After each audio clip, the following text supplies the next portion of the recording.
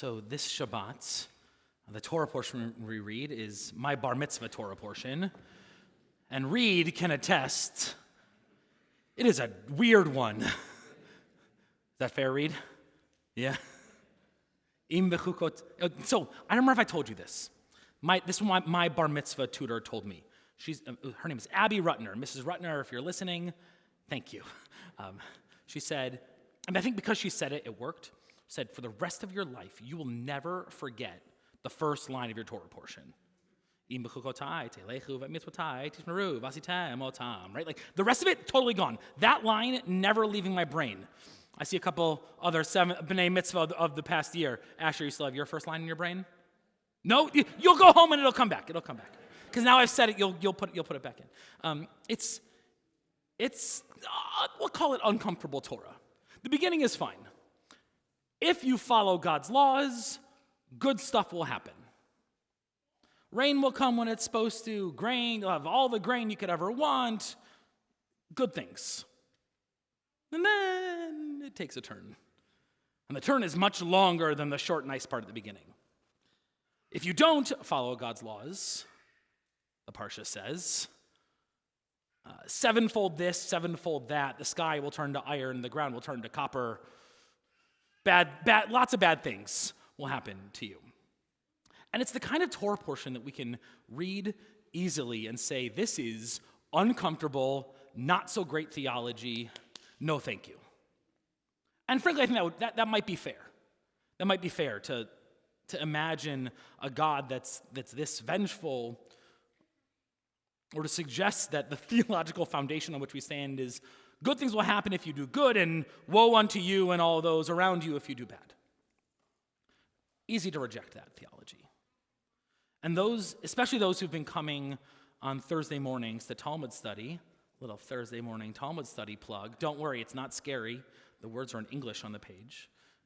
What we keep talking about in that class especially. It's our job when we read the weird and icky parts of our texts and our tradition. That's a formal rabbinic structure, the icky bits of Torah. Thank you, I thought it was funny too. I'll work on delivery for next time. Thank you, Lisa. Right? That our job isn't just to read the detail and say, here's exactly what it says, and therefore it means exactly this will happen. But if we can zoom out to the worldview suggestion, and I know, and it means we have to gloss the really hard stuff. But when I read this part, it makes a radical suggestion. Torah suggests that what we do matters, and there are consequences for the things that we do. That's a theology I can understand. That's a foundation of what it means to be a Jew. Judaism we have a lot of words, we have a lot of books, a lot of ideas that we mull through, but what our tradition is about, what it means to be a Jew, is what we do. It's the mitzvot, it's the halakha, it's the way you go through the world. Our tradition suggests that what we do matters. Thank you, Anita. I agree, right? Our deeds have consequences, and we ought to approach them with the gravity that Bechukotai suggests. What if our deeds had the ability to change the world? It is a radical notion, but deeply important to what it means to be a Jew. It suggests that the words we say aren't enough. Our words matter. Torah is very insistent that words matter. But our tradition is based on deeds. When we get to the High Holy Days, Avinu Malkeinu, blah, blah, blah, Ki ein banu ma'asim. I'm lacking in deeds. We know that it's the things that we do in the world that are ultimately how we'll be judged, whether it's by God or by our community or by ourselves. It's what we do and how we move through the world. Not just the words we say, but how we act. I don't know what push alerts come through on your phone. There was some presidential news recently. At 2 o'clock today, President Biden gave a speech about Israel. What presidential news did you think I was talking about? At 2 o'clock today, President Biden gave a speech about Israel and Gaza, which frankly, I found to be a little bit rude. 3 hours before I have to be back in my suit on the bima, the speech about, but I found time to listen, not fully formed thoughts yet. Hold on, and my handwriting is bad. So I don't know if you had time to listen or read a couple tweets about it or headlines. The words there mattered, but what he ultimately said, or what I took away from it, he talked about a durable end to the war, about a return of hostages, ensuring Israel's security. He described a better day after in Gaza without Hamas in power. He talked about a better future for Israelis and Palestinians alike. He used that phrase, a different and a better future. He laid out a plan, which I can read you my notes, but you can ask Google about the notes later, and Google will tell you.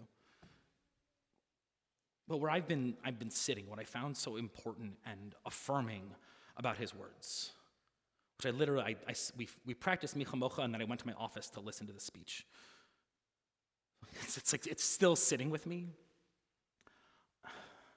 At this moment, I'm getting kind of tired of the words. I hear ceasefire, I hear bring them home, and I'm tired of hearing the words because it isn't followed up with something. I am desperate for the something. I want something to happen. I want the deeds to change. I don't want platitudes. I don't want someone to stand on this side of the street and shout, and someone to stand on that side of the street and shout at each other. It's been too long. And it's time for something different to happen. For those who've said they want the war to end, to act in such a way that the war can come to an end. That those who have said that they want the hostages to come home, to mean those words by following it up with actions and with policies that will bring the hostages home. The banners and the tweets and the memes and the words matter, but if the words are words for words' sake, they have no value to me. The words matter if they are followed up with action. And there's a part of me that's a little bit Pollyannish. I can be naive at times. I don't want to call it naive. I'm a Jew. I am on a desperate quest for hope. As you've heard me say before, I reject despair, and I yearn for hope. So my guess for me is my next 48 hours are going to be reloading Times of Israel, hoping for something new. It feels like this moment might be different, and I've felt that before, but I'm not willing to let go of it. What I'll share with you as well, because you may not have seen the articles yet. What Biden said and what some of the officials and all the camps have said is that this deal offered by Israel meets the needs that Hamas had last outlined. It's a deal that meets all of Hamas's recent requirements. And Israel has sent it. Qatar has it and is giving it to Hamas. They got it last night. There's going to be work to do to hammer out the final details. And I am desperately yearning that the words will turn to actions, because actions are what matter. I want hostages to come home. I want an end to violence. I can't. More war, more violence. I want actions to change and the world to look a little different. Bechukotai ends the book of Leviticus. And after all these rules, all these instructions, a little gap in Torah, and then a story. Then we start to wander. Kind of feels like the right moment for something to change. We're closing one book and opening the next, And the next book is a wandering book. It's not a straight and clear path to the promise. We'll wander this way and that. We will make mistakes. There will be more hardship. There will be more joys. But after the words and the rules and the policies and the statutes, now the Israelites have to move. They have to go from where they are to where they're going. And I desperately hope that we can go there together. Repeat after me. Chazak, chazak, venit chazek. That means be strong, and we will strengthen each other. That's how we end a book. That's how we move to the next book. And may our collective strength help us make our way on the journey towards the promise. Kein Yeh Ratzon.